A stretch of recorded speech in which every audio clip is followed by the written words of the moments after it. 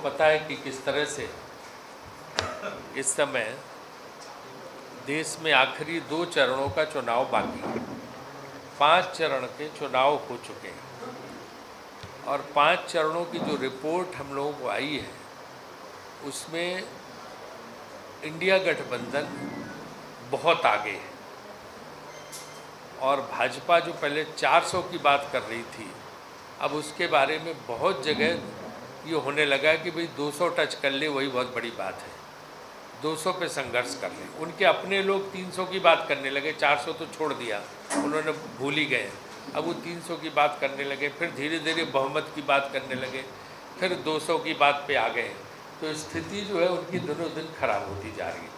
लेकिन एक महत्वपूर्ण प्रश्न जो है, एक महत्वपूर्ण बात यहाँ मैं जो कहने वाला हूँ वो ये है कि पहले 2 चरणों में जो 1,05,00,000 वोट बाद में बढ़ा के चुनाव आयोग ने जारी किए, 1,05,00,000 वोट जो है उन्होंने 8 दिन बाद जो है अपना रिवाइज़ किया, कितने ज़्यादा पड़े थे।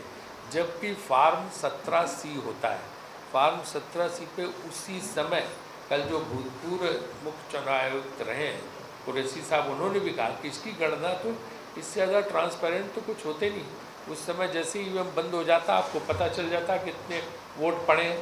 उसके बाद 8 दिन बाद वो वोट बढ़ा के रिवाइज वो देना, ये समझ में नहीं आ रहा है कि कहाँ से, तो तत्काल पता चल जाता है कि कैसे होती है। 1 करोड़ 8 दिन बाद बढ़ा के देना उसकी चुनाव आयोग द्वारा, ये बहुत ही संदिग्ध मामला लगता है और इसीलिए 24 तारीख को फिर सुप्रीम कोर्ट में सुनवाई है।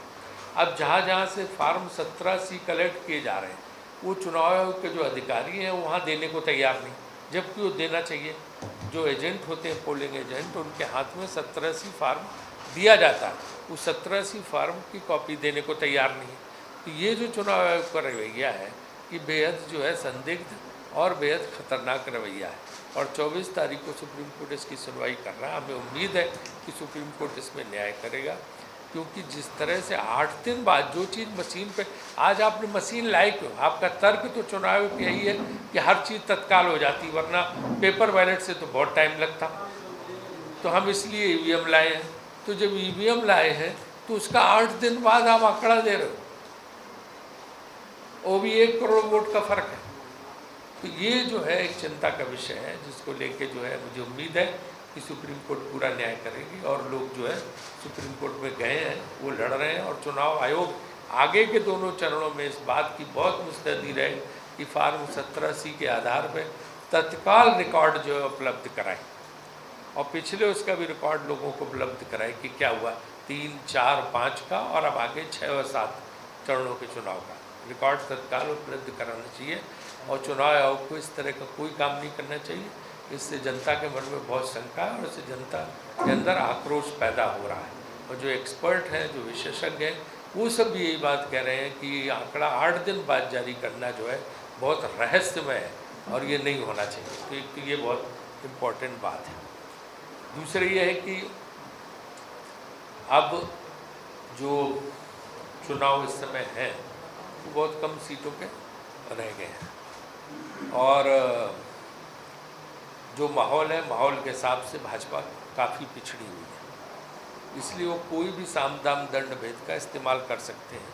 इसलिए सारी जनता को, सब नागरिकों को जागरूक रहने की ज़रूरत है।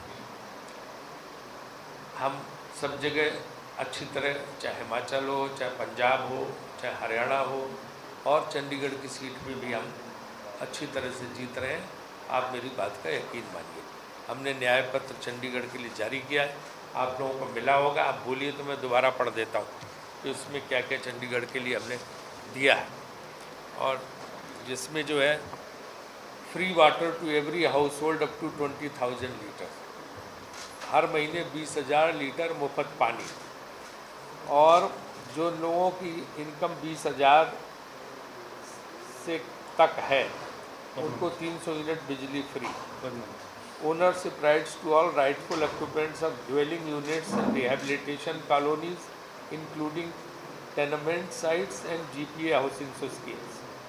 लाल Dora in villages will be extended, क्योंकि उनको 10 साल से बीजेपी जो है झुठला रही है कि लाल डोरा वाली रेगुलराइज हो जाएंगे, लेकिन वो नहीं हुई, तो हम उनको रेगुलराइज करेंगे। Need based changes and alternations in housing board flats will be regularised on Delhi pattern. Conversion of all categories of leasehold properties to freehold across the city. Legislation to allow share-wise, floor-wise transfer of properties to be enacted. Contractual employees will be regularized. All vacant government posts will be filled. No new taxes will be imposed. कोई नया कर नहीं लगाया जाएगा। ये बहुत ही महत्वपूर्ण guarantee है। वो चंडीगढ़ जैसे जवाहरलाल नेहरू ने बनाया, जो कांग्रेस की देन है चंडीगढ़, हम उसको चाहते हैं कि उसकी वही पुरानी रौनक, वही उसकी जो है ये आए और जो है शान शौकत आए और यहाँ के लोगों को सारी सुविधाएं मिले जो यहाँ रह रहे हैं, क्योंकि बहुत लोग परेशान है यहाँ या पास वाले गाँव में जो रहने वाले लोग हैं, तो उनकी सारी समस्याओं का हम निराकरण करेंगे। और बाकी हमारी जो राष्ट्रीय स्तर पे गारंटी है उनको भी हम पूरा करेंगे। हम अग्निवीर योजना को भी समाप्त करेंगे और उसके साथ साथ जो है हमने जो अपनी राष्ट्रीय स्तर पर जो गारंटियाँ दी हैं उन गारंटीज़ को भी हम पूरा करेंगे। और आप लोग प्रश्न पूछे तो मैं बताता जाऊँ। देखो, आपका पहला प्रश्न कि आपका कोई स्टार प्रचारक नहीं आया, उनके स्टार प्रचारक आ रहे हैं। हमारे तो कांग्रेस के राष्ट्रीय अध्यक्ष ही कल आए थे,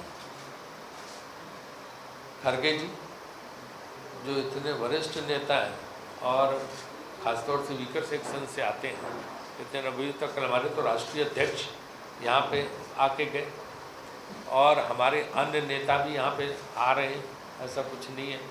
लगातार जो है हिमाचल के मुख्यमंत्री सुक्खू जी भी यहाँ पे आके गए थे। उनके जो स्टार प्रचारक, कौन स्टार प्रचारक है? योगी जी के लिए कह रहे होंगे आप मेरे ख्याल से, हैं? योगी जी बेचारे खुद ही परेशान हैं, तो उनका क्या होगा? अगले महीने हर चीज़ का खंडन आ गया, उस चीज़ का खंडन नहीं आया। केजरीवाल जी ने जो बोला है तो उसके बाद उसका खंडन नहीं आया, तो बेचारे वो योगी जी क्या करें? और उन्होंने राम मंदिर की बैठाई। राम मंदिर की बात को मैं आज यहाँ स्पष्ट कर देना चाहता हूँ इस प्रेस कॉन्फ्रेंस में, आप लोग स्पष्ट रूप से सुन लीजिए। अगर इंडिया गठबंधन की सरकार आती है, कांग्रेस की सरकार आती है, तो हम राम मंदिर का निर्माण पूरा कराएंगे। अभी ये अधूरा राम मंदिर है, पूरा निर्माण नहीं हुआ, जल्दी जल्दी उसका उद्घाटन करके चुनाव से पहले उसका फ़ायदा लेने की कोशिश की गई है, और हम राम मंदिर का पूर्ण निर्माण करवाएंगे। जब ये कांग्रेस ने शुरू से बोला है कि जो कोर्ट का फैसला आएगा हम उसका स्वागत करेंगे। जिस दिन 2019 में फैसला आया, सुप्रीम कोर्ट ने कहा, उस दिन कांग्रेस वर्किंग कमेटी की मीटिंग में तय हुआ कि हम वहाँ पे अब भव्य राम मंदिर का निर्माण चाहते हैं। ये कांग्रेस की वर्किंग कमेटी का यूनानिमस रेजोल्यूशन है, प्रस्ताव है कि वहाँ पे भव्य मंदिर बनना चाहिए, और उसी के हिसाब से हमने भव्य मंदिर की मांग की थी। मेरा अपना स्पष्ट मानना है कि यह मंदिर सुप्रीम कोर्ट के आदेश पे बन रहा है और जनता के पैसे से बन रहा है। इसमें कोई भाजपा का रोल नहीं है, सुप्रीम कोर्ट के आदेश पे बन रहा है और जनता ने, जिसमें हजारों कांग्रेसी हैं जिन्होंने भी चंदा दिया है, जनता के पैसे से बना है। भाजपा ही जो है इसका श्रेय ले रहे हैं और उद्घाटन कर रहे हैं कैमरा लेके, सिर्फ वो, बाकी उनका कोई रोल नहीं है उसमें। सुप्रीम कोर्ट को इसका क्रेडिट जाता है और जो है जनता को जाता है, जिसने जगह जगह से चंदा इन्होंने इकट्ठा किया, जो चंदा दिया है। तो जनता के पैसे से सुप्रीम कोर्ट के आदेश से मंदिर का निर्माण हो रहा है और कांग्रेस भव्य मंदिर के निर्माण की मांग शुरू से कर रही है। सुप्रीम कोर्ट के फैसले के बाद आज भी हमारा ये जो है स्पष्ट घोषणा है कि जब ये हमारी सरकार आएगी तो हम मंदिर का निर्माण पूरा कराएंगे। अभी अधूरा मंदिर है, अधूरे मंदिर का जो है वो प्राण प्रतिष्ठा नहीं होती है शास्त्रों के हिसाब से। हम शास्त्रों के हिसाब से शंकराचार्य को बुला के उन सब से जो है वहाँ पूजन करवाएंगे और मंदिर का निर्माण पूर्ण कराएंगे। कांग्रेस की स्पष्ट लाइन है, इसमें कोई कन्फ्यूजन न योगी जी डालें और न कोई और डालें, बिल्कुल स्पष्ट है। ये मैं आज एक आधिकारिक चीज़ आपको बोलता हूँ, है ना, तो इसमें कहीं कुछ किस्म की ये नहीं। फिर दूसरा सवाल आपका था बंसल जी, है ना, दूसरा सवाल बंसल जी मैं भी मिला था। बंसल जी पूरी तरह से कांग्रेस के लिए एक समर्पित कार्यकर्ता है, समर्पित नेता हैं, वो अपने हिसाब से कांग्रेस की पूरी मदद कर रहे हैं। अभी वो जो आपने देखा होगा कि यहाँ पे मोहाली में भी, पंचकुला में भी मीटिंग में गए थे, वहाँ भी गए थे। तो मुख्यमंत्री जी को कोई ऐसी समस्या नहीं, पूरी तरह समर्पित कांग्रेस के वो हैं और वो कांग्रेस के खिलाफ कभी जा ही नहीं सकते। इसलिए ये सब बातें भाजपा ही ज़्यादा उड़ाते हैं, है ना, और इसमें कोई तथ्य नहीं है।